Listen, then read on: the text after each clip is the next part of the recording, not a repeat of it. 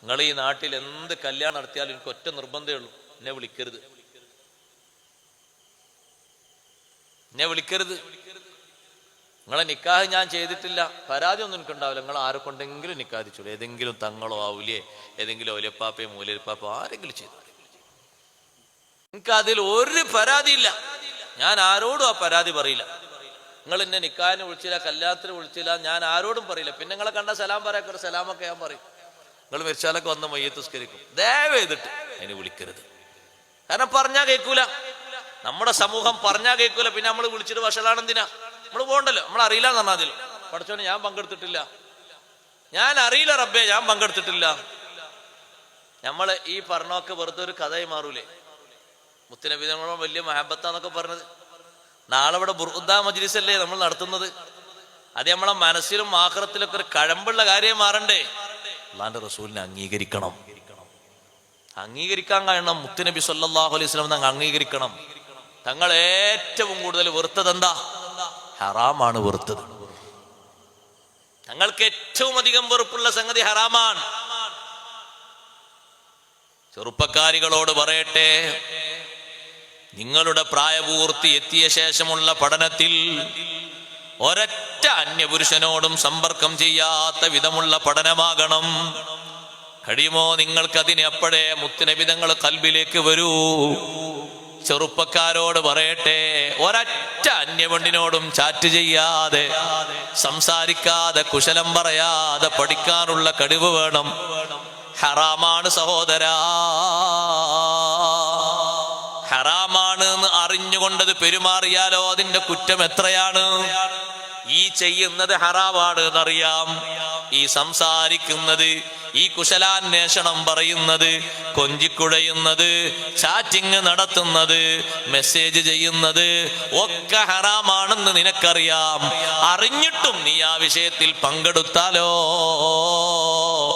നിന്റെ മനസ്സിൽ ഹറാമിനെ പറ്റി നിസ്സാരവൽക്കരിച്ചു. ഇതിനൊന്നും കുഴപ്പമില്ല എന്നൊരു ചിന്ത വന്നു. ഏറിപ്പോയാൽ പിന്നെ നിന്റെ സീറ്റ് എവിടെയാണെന്നറിയുമോ? നീ മുർത്തദ്ദാണ്, ദീനിന്റെ പടിയിൽ നിന്ന് നീ പുറത്താണ്. മുർത്തദ്ദിന്റെ സങ്കേതം സ്വർഗമല്ല, നരകാഗ്നിയാണ്. മുർത്തദ്ദായവര് കിടക്കുന്നത് നരകത്തിലാണ്. അതുകൊണ്ട് സഹോദരങ്ങളെ പറയട്ടെ, വീണ്ടും വീണ്ടും ആവർത്തിച്ചു പറയട്ടെ, ഹറാമിന്റെ രംഗങ്ങളിൽ നിന്ന് മാറി നിൽക്കണം. അത് കല്യാണമാണെങ്കിലും ശരി, സൽക്കാരമാണെങ്കിലും ശരി, ഏത് രൂപത്തിലുള്ള പരിപാടിയാണെങ്കിലും ഫംഗ്ഷനാണെങ്കിലും ശരി, റബ്ബ് തആല അനുവദിക്കാത്ത ഒരു സമ്പർക്കവും അതിൽ പറ്റുകയില്ല. പാടില്ല, അങ്ങനത്തെ ഒറ്റ വിഷയവും പാടില്ല. അല്ലാത്ത രീതിയിൽ വേണം ചെയ്യാൻ. അതിന് കഴിവ് വേണം, പ്രാപ്തി വേണം. അവിടെയാണ് നമ്മൾ ഈമാൻ ജ്വലിക്കേണ്ടത്. സഹോദരിമാരോട് പറയട്ടെ, എവിടെയാണ് ഈമാൻ ജ്വലിക്കേണ്ടത്? അതിൽ നിന്ന് മാറി ചിന്തിച്ചു പോകരുത്.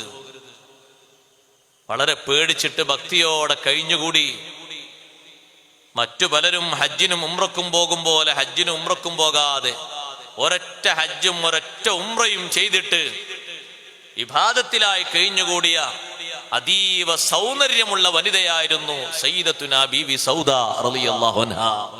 മുത്തുനബി സല്ലല്ലാഹു അലൈഹി വസല്ലം തങ്ങളുടെ രണ്ടാമത്തെ ഭാര്യ സൗദ ബീവി റളിയല്ലാഹു അൻഹക്ക് എന്തേ പുറത്തു പോകാൻ ആരും വാഹനം കൊടുക്കാത്തോണ്ടാ? മക്കത്തുനിന്ന് മദീനത്തുനിന്ന് മക്കത്തേക്ക് റൂട്ട് അറിയാത്തത് കൊണ്ടാ? സഹായികൾ ആരെയും കിട്ടാഞ്ഞിട്ടാ? സഹോദരിമാരോട് പറയട്ടെ, കുനുകുനേനയുള്ള ഉംറ വേണ്ട. ഇപ്പുറത്ത് മുസീബത്തിന്റെ ബാബ് വേറെ തുറന്നിട്ടുണ്ട്. അള്ളാഹു കാത്തുരക്ഷിക്കട്ടെ. ഞാൻ അതിന്റെ വർത്തമാനങ്ങളിലേക്കൊന്നും കിടക്കുന്നില്ല. സിയാറത്തും ഉംറയും ഒക്കെ നിർബന്ധമായ അവസ്ഥയിലുള്ളത് മാത്രം ചെയ്തിട്ട് പരിമിതപ്പെടുത്തുക, അത്ര മതി. കുനുകുനേന വേണ്ട. നിർബന്ധ ബാധ്യതകൾ വേറെ കിടക്കേണ്ടതൊക്കെ വീട്ടുക. പുരുഷന്മാരെ പോലെ എല്ലാ ഘട്ടങ്ങളിലേക്കും ഇറങ്ങേണ്ട ആളാണ് ഞാനൊന്ന് ധരിക്കരുത്.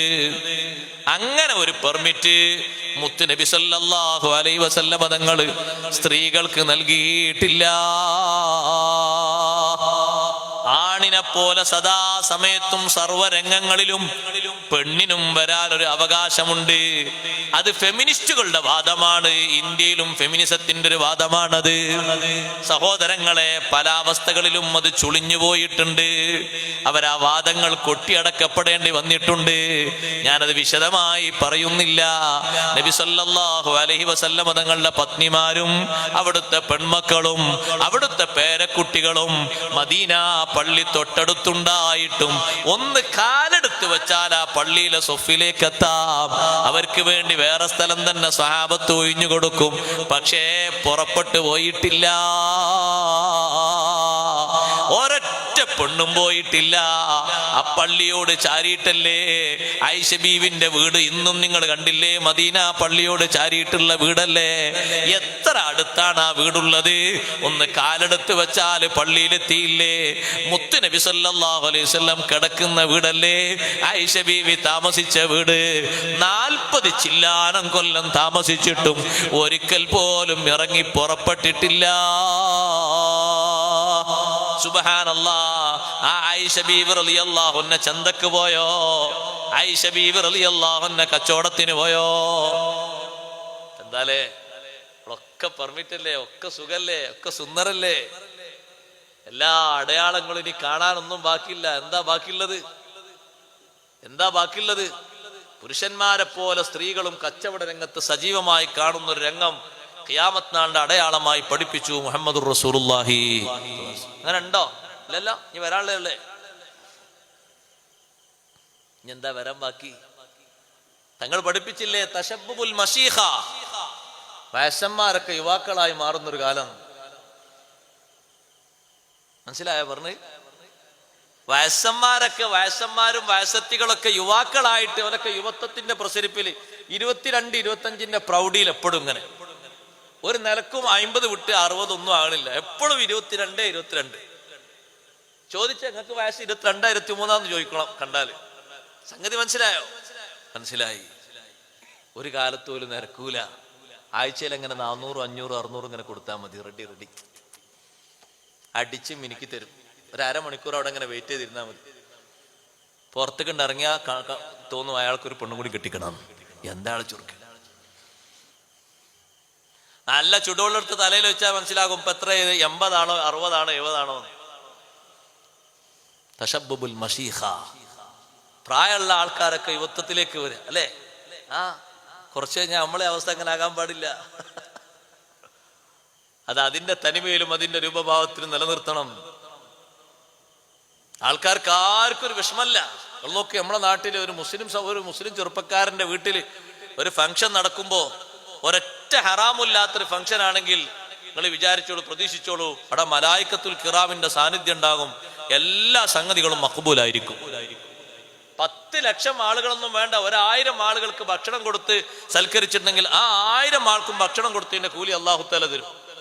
ഒരൊറ്റ ഹറാമ് കല്യാണവുമായിട്ടോ സൽക്കാരവുമായോ ബന്ധപ്പെട്ടവിടെ നടന്നോ 10,000 പേർക്ക് നിങ്ങൾ ഭക്ഷണം കൊടുത്താലും, അതിൽ സാദാത്തുക്കൾ വന്ന് ഭക്ഷണം കഴിച്ചാലും, ഉലമാ വന്ന് ഭക്ഷണം കഴിച്ചാലും ഒരൊറ്റ ധാന്യത്തിന്റെ കൂലി പോലും അള്ളാഹു നിങ്ങൾക്ക് തരില്ല. ഒരാശങ്കയും വേണ്ട വിഷയത്തിൽ. നിങ്ങളെപ്പോലെ പെങ്ങന്മാരെ കല്യാണം ഞാനും നടത്തിയിട്ടുണ്ട്. ഹറാം പറഞ്ഞ ഒരു വിഷയമില്ലാതെയാണ് നടത്തിയത്. 100-300 ആളുകളെ ഭക്ഷണം വിളിച്ച് ഭക്ഷണം കൊടുത്ത്, ആണിനും പെണ്ണിനൊക്കെ വേറെ ആയിട്ട് ഭക്ഷണം കൊടുത്ത് ഒരൊറ്റ ഹറാമിന്റെ ഒരു പരിപ്പ് പോലും ഇല്ല. ഒരു ഫോണിൽ പോലും ഒരു ഫോട്ടോ ഒക്കെ പോസ്റ്റ് ചെയ്തിട്ടില്ല. അപ്പൊ ആരൊക്കെയാണ് ആരൊക്കെ ഫോട്ടോ എടുക്കേണ്ടത് സ്റ്റേജിൽ വന്ന്? ഏതൊക്കെ ബാച്ചാണ്? +2 ബാച്ച്, പിന്നെ BA ബാച്ച്, പിന്നെ +1 ബാച്ച്.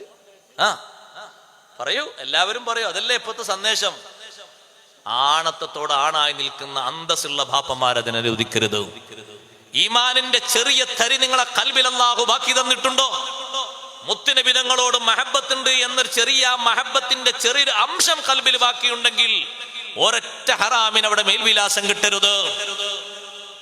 അത് അവന്റെ പൈസ കൊണ്ടാണെങ്കിലും ശരി, കൂട്ടുകാരെ പണം കൊണ്ടാണെങ്കിലും ശരി, സമ്മതിക്കാൻ പാടില്ല. അവിടെ നബി സല്ലല്ലാഹു അലൈഹി വസല്ലം തങ്ങളിൽ നിന്ന് ദീൻ പഠിച്ച സ്വഹാബി അബ്ദുല്ലാഹി ബിൻ മസ്ഊദ് റളിയല്ലാഹു അൻഹു കല്യാണത്തിന് പോയി. കല്യാണപ്പൊരെ കയറിയിട്ട് ഭക്ഷണം കഴിക്കാതെ നേരെ ചെരുപ്പിട്ട് താഴോട്ട് ഇറങ്ങിപ്പോയി. എന്താ കാരണം? ആണും പെണ്ണും ഒരുമിച്ച് കൂടിയതല്ല, ഒറ്റ ഹറാമാണ്. കാരണം എന്താ കാരണം സഹോദരങ്ങളെ? ഇതുപോലെ വിരിച്ച് വെച്ച വിരിയില്, ഇതുപോലെ ഡെക്കറേഷൻ ചെയ്ത ഡെക്കറേഷനിൽ ജീവനുള്ള ജീവിയുടെ ഫോട്ടോ കണ്ടുപോയി. ഭക്ഷണം കഴിക്കാതെ വീട് വിട്ട് ഇറങ്ങിപ്പോയി. മുത്തുനബി തങ്ങളെ കൂടെ നടന്ന അരുമ ശിഷ്യനാ. ലോകമേ, ഈ മഹാനിൽ നിന്ന് ഖുർആൻ പഠിക്കൂന്ന് നബി തങ്ങൾ പ്രവചിച്ച മഹാനാണ്. നാളെ ഖബറിലെത്തുമ്പോ ഇബ്നു മസ്ഊദ് തങ്ങൾക്ക് ആ ഇബ്നു മസ്ഊദ് തങ്ങളുടെ ഖുർആനോത്ത് തുണയാകുമെന്നും ഖുർആനോത്തിന്റെ പേരിൽ ഒരു കാത് അബൂജഹൽ അരിഞ്ഞെടുത്ത മഹാനാണ്. നാളെ അള്ളാഹുവിന്റെ കോർട്ടിലെത്തുമ്പോ ഇബ്നു മസ്ഊദ്, നിങ്ങളെ കാതെവിടെ പോയി? നിന്റെ ഖുർആനിലെ സൂറത്തുർ റഹ്മാൻ വിശുദ്ധമായ കഅബയുടെ ചാരത്ത് വെച്ച് സുന്ദരമായി ഒന്ന് ഓതിയപ്പോ ഈ നിൽക്കുന്ന അബൂജഹലിന്റെ കാത് അരിഞ്ഞെടുത്തു അല്ലാഹ് എന്ന് പരലോകത്ത് സാക്ഷ്യപ്പെടുത്തി പറയുന്ന മഹാനാണ്. ഭക്ഷണം കഴിക്കാതെ പ്രതിഷേധിച്ച് ഇറങ്ങിപ്പോയി. ഉലമാഇന് പിന്തുണയുണ്ടോ? ഒരൊറ്റ ഹറാമേ അവിടെ കണ്ടിട്ടുള്ളൂ. ആണും പെണ്ണും കൂടിക്കലരുന്ന രംഗമില്ല. അതന്നത്തെ കാലത്തോ നമ്മുടെ ബാപ്പമാരെ കാലത്തോ നമ്മുടെ യൗവനത്തിന്റെ കാലത്ത് വരെ അത് കണ്ടിട്ടില്ല. കുറച്ച് ദുനിയാവ് അള്ളാഹു കയ്യിലങ്ങ് തന്നപ്പോ, കുറച്ച് ഗൾഫിലൊക്കെ പോയിട്ടൊരു മഞ്ഞ കയ്യിലേക്ക് അല്പം ഇങ്ങ് വന്നപ്പോ അള്ളാഹുവിനെ മറന്നുപോയി, മുത്തുനബി തങ്ങളെ മറന്നുപോയി. നീ എപ്പോഴെങ്കിലും ഒരു മൗലിദ് സദസ്സ് സംഘടിപ്പിച്ചത് കൊണ്ട് മാത്രമായില്ല, ഏതെങ്കിലും ഒരു സദസ്സിലേക്ക് സഹായം ചെയ്തത് കൊണ്ട് മാത്രമായില്ല. ആ മുത്തുനബി സല്ലല്ലാഹു അലൈഹി വസല്ലമ തങ്ങൾ നിന്നിൽ നിന്നും എന്നിൽ നിന്നും ആഗ്രഹിക്കുന്നത്, എത്ര ദുനിയാവിന്റെ മഞ്ഞ കയ്യിൽ വന്നാലും നബി തങ്ങൾ പഠിപ്പിച്ചൊരു ദീനുണ്ട്, ഒരു നിയമമുണ്ട്, അത് മറികടന്നുകൂടാ. അല്ലാഹുവിന്റെ റസൂൽ ഏറ്റവും ഈ ഉമ്മത്തിൽ പേടിച്ചത് അതാണ് ഇപ്പൊ സംഭവിച്ചു കൊണ്ടിരിക്കുന്നത്. നിങ്ങൾ കണ്ടില്ലേ, കഴിഞ്ഞ മാസം ഒരു സ്ഥലത്ത് ആർഭാടപൂർവം ഹറാമിന്റെ കൂത്തരങ്ങായിട്ടൊരു ഫംഗ്ഷൻ നടന്നപ്പോ ഒരു മാന്യനായ ഉസ്താദ് മാന്യതയുള്ള ഭാഷയില്, കാർക്കശ്യമുള്ള ശൈലിയിലൊന്നല്ല, മാന്യതയുള്ള ഭാഷയിൽ ഉപദേശിച്ചപ്പോ ചെറുപ്പക്കാരന്റെ വർത്തമാനം എന്താണെന്നറിയോ? ജനങ്ങൾ തന്ന സഹായം കൊണ്ടല്ല ഞാനിത് ചെയ്തത്, ഞാൻ സമ്പാദിച്ച പണം കൊണ്ടല്ലേ. നിങ്ങൾക്ക് എന്താണ് അതിൽ ഇത്ര മുറുമുറുപ്പ്? അതല്ലേ നമ്മളെ ആൾക്കാർക്കും പറയാനുള്ളത്. ഏറിപ്പോയ അതല്ലേ പറയാനുള്ളത്. നിങ്ങളൊന്ന് പറയും, മറ്റൊരു ഭാഷ എന്താ പറയാനുള്ളത്? മൊയ്ലിയർ എന്തിനാ അതിൽ ഇത്ര തുള്ളുന്നത്? നമ്മളെ യേശുണ്ടല്ലേ എന്നല്ലേ പറയാനുള്ളത്.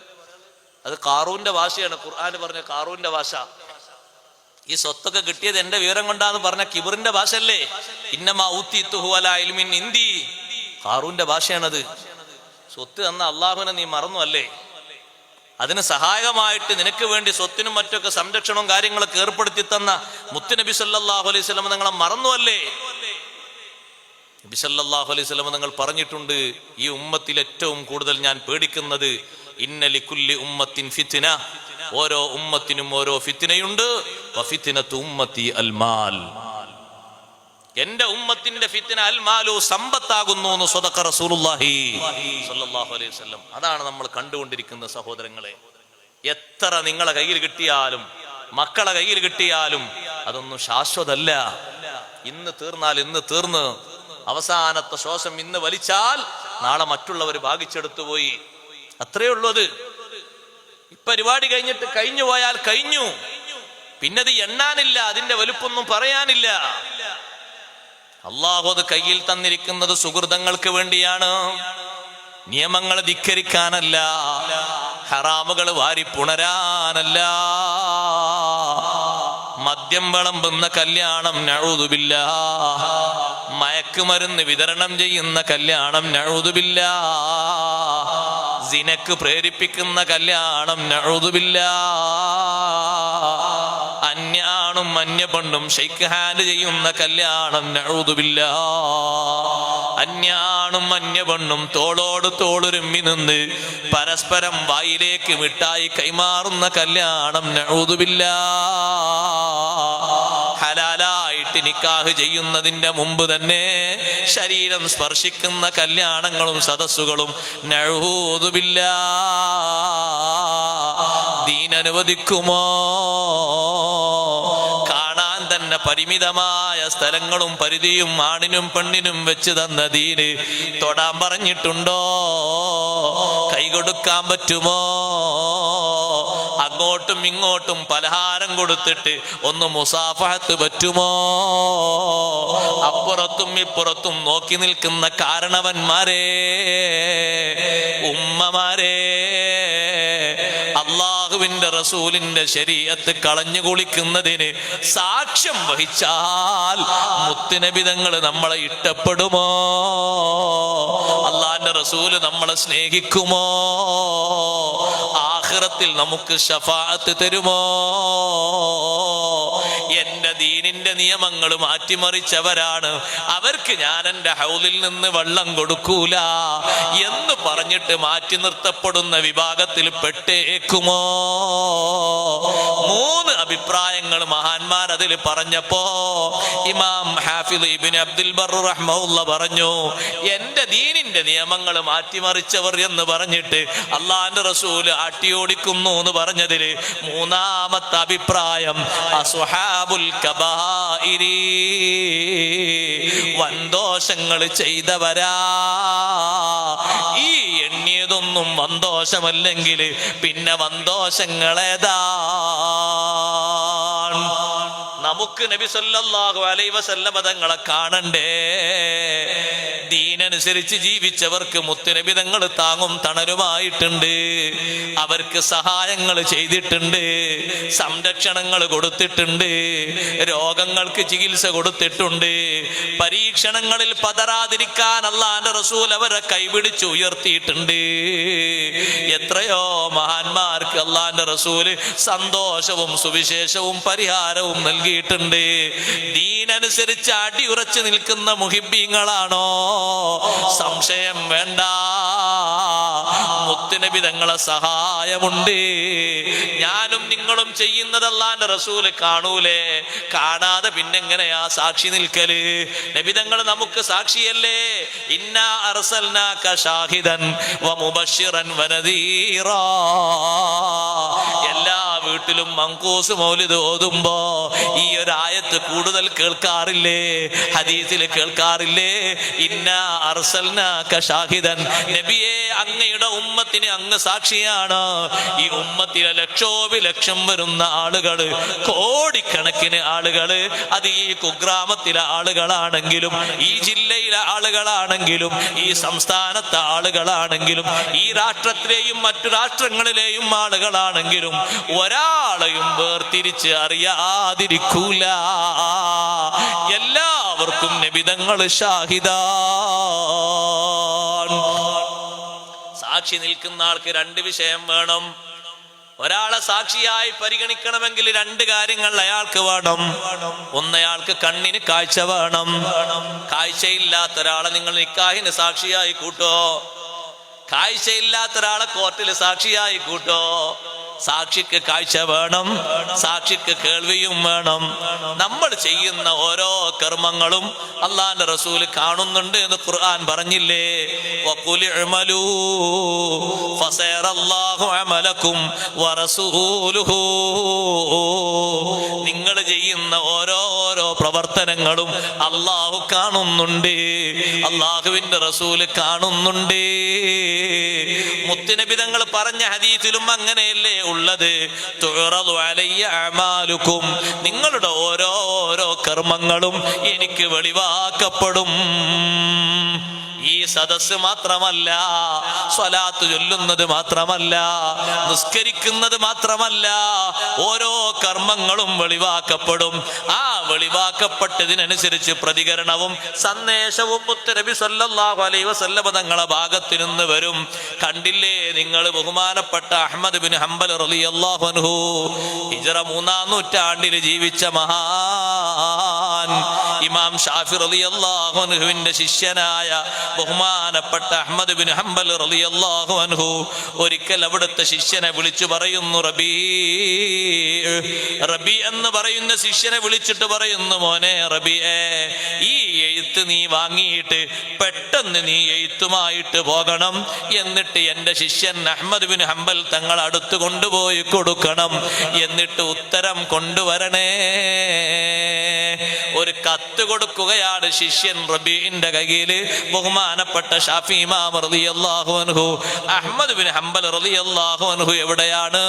ബഗ്ദാദിലാണ്. ഷാഫി ഇമാം തങ്ങൾ കത്ത് എഴുതുന്നത് മിസ്റിൽ നിന്നാണ്. മിസ്റിൽ നിന്ന് ആ കത്തുമായിട്ട് ശിഷ്യൻ റബീ റളിയല്ലാഹു അൻഹു ബഗ്ദാദിൽ താമസിക്കുന്ന അഹ്മദ് ബിൻ ഹംബൽ തങ്ങളെ ഹദറത്തിലേക്ക് വരുന്നു. എന്നിട്ട് ഞാൻ അഹ്മദ് ബിൻ ഹംബൽ തങ്ങളെ അടുത്ത് എത്തി. ശിഷ്യൻ റബീ തങ്ങൾ പറയുന്നു, ഞാൻ ബഗ്ദാദിലെത്തിയപ്പോ സുബ്ഹി നിസ്കാരം നടക്കുകയാണ്. സുബ്ഹി നിസ്കാരത്തിന്റെ ജമാഅത്തിൽ ഞാൻ കൂടി. ജമാഅത്ത് കഴിഞ്ഞ ഉടനെ തന്നെ മിഹ്റാബിൽ നിന്ന് മഹാനവർകൾ പിരിഞ്ഞപ്പോ ഞാൻ സലാം പറഞ്ഞു. എന്നിട്ട് ഞാൻ കൊടുത്തു, കത്ത് കൊടുത്തിട്ട് ഞാൻ പറഞ്ഞു, ഇമാം ഷാഫി റളിയല്ലാഹു അൻഹു മിസ്റിൽ നിന്ന് നിങ്ങൾക്ക് തരാൻ വേണ്ടി വന്ന കത്താണ്. അഹ്മദ് ബിൻ ഹംബൽ തങ്ങൾ എന്നോട് ചോദിച്ചു, ഈ കത്ത് നീ എങ്ങാനും തുറന്നു നോക്കിയോ? ശിഷ്യനായ റബീ തങ്ങൾ പറയുന്നു, ഇല്ല ഉസ്താദേ, ഞാൻ തുറന്നു നോക്കിയിട്ടില്ല. ആ കത്തിന്റെ സീലിന്റെ ഭാഗം അങ്ങനെ പൊട്ടിച്ചു. ആ കത്തങ്ങനെ വായിച്ചപ്പോ ശിഷ്യൻ പറയുന്നു, അഹ്മദ് ബിൻ ഹംബൽ തങ്ങളുടെ മുഖത്തേക്ക് ഞാൻ നോക്കുന്നുണ്ട്. എന്റെ ഉസ്താദ് എഴുതിയ കത്തിങ്ങനെ വായിക്കുമ്പോ കണ്ണങ്ങനെ നിറഞ്ഞൊഴുകുന്നു.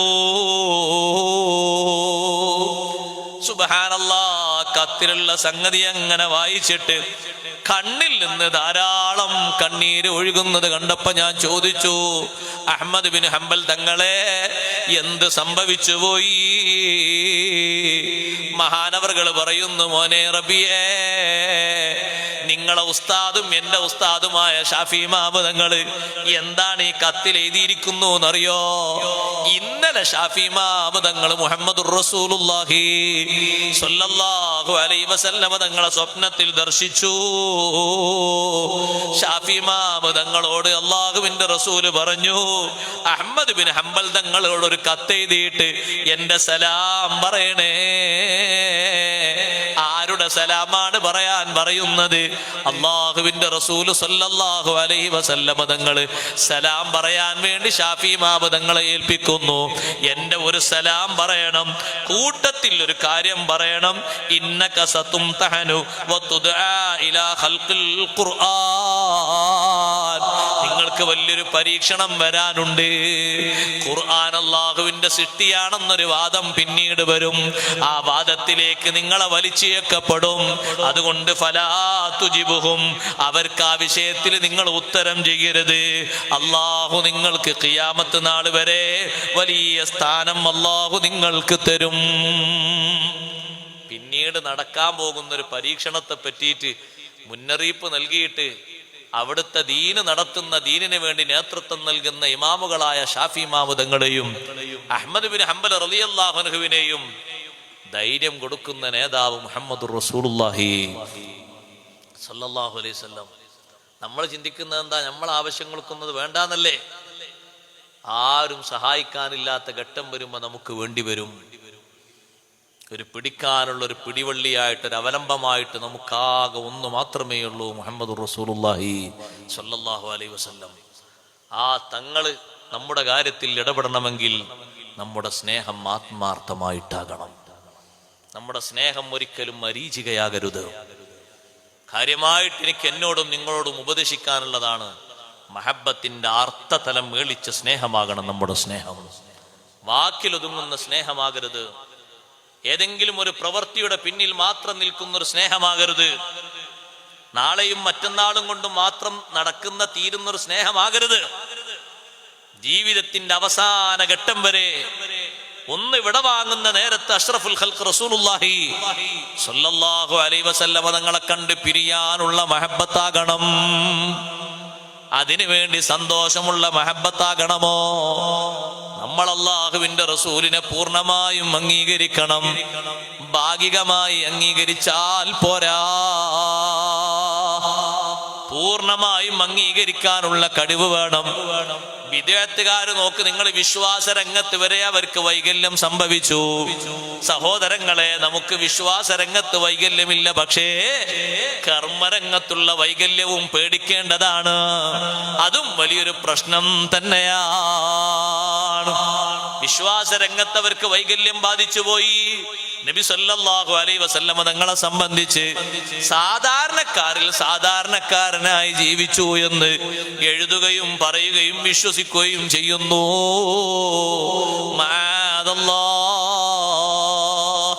അഷ്റഫുൽ ഖൽഖ് സല്ലല്ലാഹു അലൈഹി വസല്ലം തങ്ങളെ സംബന്ധിച്ച് അങ്ങനെ വിശ്വസിക്കാൻ നമുക്ക് കഴിയില്ല. കാരണം സ്വഹാബത്ത് പഠിപ്പിച്ച ദീനിനെതിരാണ്, താബിഉകൾ പഠിപ്പിച്ച ദീനിനെതിരാണ്, താബിഉകൾ പഠിപ്പിച്ച ദീനിനെതിരാണ്. നബി സല്ലല്ലാഹു അലൈഹി വസല്ലം തങ്ങൾ ഒരു സാധാരണ വ്യക്തിത്വമാണോ? അല്ലേ? അല്ല. സ്വഹാബത്ത് വിവരിച്ചതും വർണ്ണിച്ചതും അങ്ങനെ തന്നെയല്ലേ? അഷ്റഫുൽ ഖൽഖ് സല്ലല്ലാഹു അലൈഹി വസല്ലമ തങ്ങൾക്ക് തുല്യമായി പറയാൻ ലോകത്ത് ആരാണുള്ളത്? ആരും തന്നെ തങ്ങൾക്ക് തുല്യമായി പറയാനില്ല. സ്വഹാബത്ത് പഠിപ്പിച്ചത് നബി തങ്ങളെ പറ്റി അങ്ങനെ തന്നെയാണ്. അതേ അതാന അറാന ബഅദൽ ഹമാഫാ ഖുലൂബുനാ ബിഹി മുഖിനാതുൻ മാ ഖാല വാഖിഊ. നബിതങ്ങളെ പറ്റി സ്വഹാബത്തിന്റെ വിശ്വാസമാണ് അവർ പറഞ്ഞത്. അള്ളാഹുവിന്റെ റസൂല് ലോകത്ത് എന്ത് പറഞ്ഞോ അത് നടക്കുമെന്ന് ഞങ്ങൾ ഉറച്ചു വിശ്വസിക്കുന്നു. അതിൽ സന്ദേഹം പറഞ്ഞ കൂട്ടരാണ് ബിദ്അത്തുകാര്. നബി സല്ലല്ലാഹു അലൈഹി വസല്ലം തങ്ങളുടെ പ്രവചനങ്ങളെ പറ്റിയും തങ്ങൾ പറഞ്ഞ പല വിഷയങ്ങളെ പറ്റിയും സംശയം ഉന്നയിച്ചവരാണ് അവര്. വിശ്വാസ രംഗത്ത് വൈകല്യം ബാധിച്ചവരാണ്. അതേ സമയത്ത് സഹോദരങ്ങളെ, ആ നബി സല്ലല്ലാഹു അലൈഹി വസല്ലം തങ്ങളെ വർണ്ണിച്ച് വിശ്വസിച്ച് പഠിപ്പിച്ചു തന്ന സ്വഹാബിമാരും താബിഉകളും അവർ പഠിപ്പിച്ചു തന്ന സന്ദേശങ്ങളൊന്നും ബിദ്അത്തുകാര് പറഞ്ഞതുപോലെയല്ല. നബി സല്ലല്ലാഹു അലൈഹി വസല്ലം തങ്ങൾ വേറിട്ട വ്യക്തിത്വമാണ്. ഇന്നർ റസൂല ലനൂറുൻ യുസ്തളാഉ ബിഹി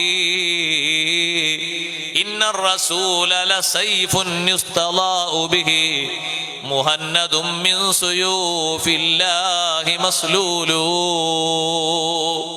അല്ലാഹുവിന്റെ റസൂൽ സല്ലല്ലാഹു അലൈഹി വസല്ലം പ്രകാശിക്കുന്ന പ്രോജ്വലിക്കുന്ന ഒരു ഖഡ്ഗമാണ്. എന്ന് പറഞ്ഞാൽ തങ്ങളെ കൂടെ എപ്പോഴും വാളും ഇങ്ങനെ കൊണ്ട് നടക്കാന്നല്ല. ആദർശരംഗത്ത് ഒരു വാള് കൊണ്ട് പൊരുതുന്നത് പോലെ, പോരാടുന്നത് പോലെ ആദർശരംഗത്ത് തങ്ങൾക്ക് അത്രയും ധീരതയാണ്. ഒരു വിട്ടുവീഴ്ചക്കും ഒരാളുടെ മുന്നിലും തങ്ങൾ ഒരുങ്ങിയിട്ടില്ല. ആ രൂപത്തിൽ തങ്ങൾ ആദർശരംഗത്ത് അടിയുറച്ചു നിൽക്കുന്ന മഹാനാണ്. നബി സല്ലല്ലാഹു അലൈഹി വസല്ലം തങ്ങളുടെ നടത്തവും ഇരുത്തവും ഉറക്കും ഉണർവും എല്ലാ സംഗതികളും വേറിട്ട രീതിയിൽ തന്നല്ലേ മഹാന്മാരായ സ്വഹാബത്ത് പഠിപ്പിച്ചു തന്നത്.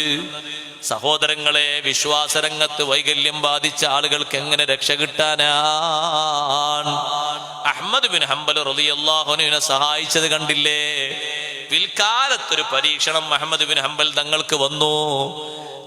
ജാഹിലിയ രൂപത്തിൽ സംസാരിച്ച മുഅ്തസിലത്തും മറ്റും വിഭാഗം ആളുകൾ പരിശുദ്ധ ഖുർആൻ അല്ലാഹുവിന്റെ മഖ്ലൂഖാണെന്നൊരു വാദം കൊണ്ടുവന്നു, സൃഷ്ടിയാണ് എന്നൊരു വാദം കൊണ്ടുവന്നു. പല പണ്ഡിതന്മാരെയും ആ വിഷയത്തിൽ പീഡിപ്പിച്ചു, ജയിലിൽ അടച്ചു. മുഅ്തസിം ബില്ലാഹി എന്ന് പറയുന്ന ഒരു രാജാവ് അഹ്മദ് ബിൻ ഹംബൽ റളിയല്ലാഹു അൻഹുവിനെ കാരാഗൃഹത്തിൽ അടച്ചു. ശക്തമായ രീതിയിൽ മഹാനവറുകളെ പീഡിപ്പിച്ചു. പക്ഷേ ആ രാജാവിന്റെ ഭരണം കുറച്ചു കാലം മാത്രമേ നിലനിന്നുള്ളൂ. പിന്നീട് ആ ഭരണം ദുർബലമായി പോയി. അടുത്ത ഒരു രാജാവ് വന്നപ്പോ, മുതവക്കിൽ ബില്ലാഹി എന്ന് പറയുന്ന രാജാവ് വന്നപ്പോ അഹ്മദ് ബിൻ ഹംബൽ റളിയല്ലാഹു അൻഹുവിന്റെ വാദം അംഗീകരിച്ചു. മഹാനവറുകൾക്ക് വലിയ വിജയം കിട്ടി. ആ വാദം തന്നെയാണ് തുടർന്നത്. അൽ ഖുർആനു കലാമുല്ലാഹ് ഗൈറു മഖ്ലൂഖ്. ഖുർആൻ അല്ലാഹുവിന്റെ കലാമാണ്, അതൊരിക്കലും സൃഷ്ടിയാണെന്ന് പറയാൻ പറ്റൂല. നമ്മളെ പറ്റി സൃഷ്ടി എന്ന് പറയാം, നബി സല്ലല്ലാഹു അലൈഹി വസല്ലം തങ്ങളെ സംബന്ധിച്ച് സൃഷ്ടി എന്ന് പറയാം. ആകാശവും ഭൂമിയും സ്വർഗവും നരകവും ഒക്കെ സൃഷ്ടിയാണ്, സൃഷ്ടികളാണ്.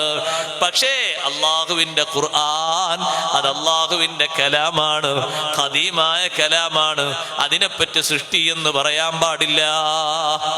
ആ പരീക്ഷണത്തിൽ മഹാനവറുകളുടെ മനസ്സിന് നല്ല സ്ഥൈര്യം വന്നത് നബി സല്ലല്ലാഹു അലൈഹി വസല്ലം തങ്ങൾ നേരത്തെ പറഞ്ഞ സലാമും സന്തോഷ വാർത്തയുമാണ്. ഒരിക്കലും നിങ്ങൾ പേടിക്കേണ്ടതില്ല.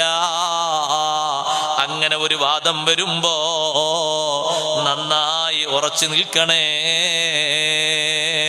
റബി റളിയല്ലാഹു അൻഹു പറയുന്നു, അഹ്മദ് ബിൻ ഹംബൽ തങ്ങൾ അങ്ങനെ ഒരു വിഷയം പറഞ്ഞപ്പോ അള്ളാഹുവിന്റെ റസൂല് സലാം കൊടുത്തയച്ചിട്ടുണ്ട് എന്നും ഇങ്ങനെ ഒരു പരീക്ഷണം വരാനുണ്ട് എന്നുള്ള വിഷയം പറഞ്ഞപ്പോ ഞാൻ പറഞ്ഞു, അൽ ബിശാറത്തു യാ അബാ അബ്ദില്ലാ, അഹ്മദ് ബിൻ ഹംബൽ തങ്ങളെ നിങ്ങൾക്ക് വലിയ സന്തോഷമുണ്ട്. അഹ്മദ് ബിൻ ഹംബൽ റളിയല്ലാഹു അൻഹു അവിടുത്തെ കുപ്പായം അഴിച്ചു.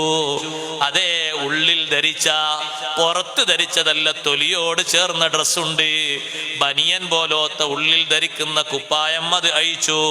അയച്ചിട്ടത് എനിക്ക് തന്നു, കൂട്ടത്തിൽ ഒരു എഴുത്തും തന്നു, മറുപടി തന്നു. ഞാൻ ആ മറുപടിയുമായിട്ട് ഇമാം ഷാഫി റളിയല്ലാഹു അൻഹുവിന്റെ അടുത്തേക്ക് പോയി.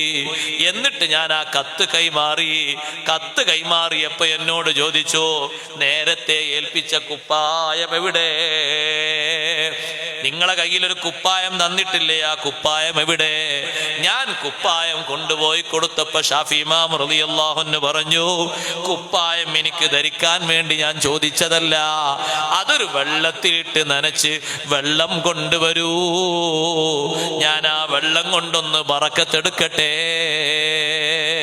നബി സല്ലല്ലാഹു അലൈഹി വസല്ലം തങ്ങളുടെ സന്തോഷം കിട്ടിയ മഹാനാണ്. ഷാഫി ഇമാം തങ്ങളുടെ ശിഷ്യനാണെങ്കിലും ആദർശ രംഗത്ത് അടിയുറച്ചു നിന്നപ്പോ അവർക്ക് വലിയ സന്തോഷം ലഭിച്ചു. അങ്ങനെ ഉറച്ചു നിന്നാൽ അഷ്റഫുൽ ഖൽഖ് സല്ലല്ലാഹു അലൈഹി വസല്ലം തങ്ങൾ നമ്മുടെ കാര്യത്തിൽ നബി സല്ലല്ലാഹു അലൈഹി വസല്ലം തങ്ങളുടെ സഹായം ലഭിക്കും.